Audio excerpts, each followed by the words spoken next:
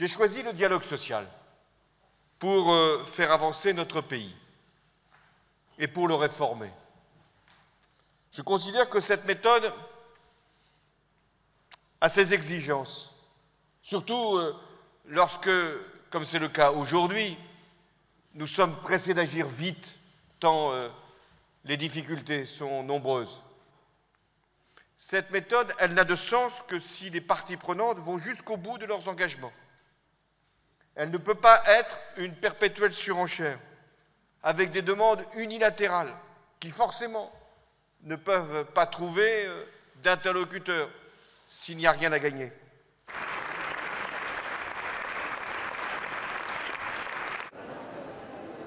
Sur le compte pénibilité, autrement dit le droit de partir plus tôt à la retraite.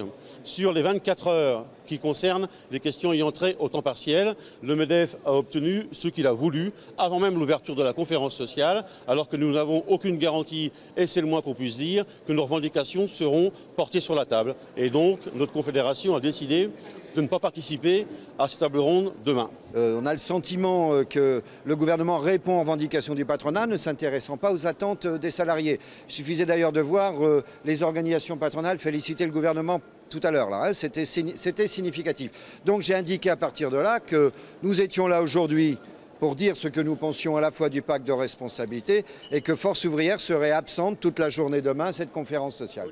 Eh bien, nous regrettons qu'ils ne soient pas là demain. J'espère qu'ils reviendront à la table de concertation ou de négociation dès septembre pour pouvoir parler de choses qui sont des priorités aussi de leur part.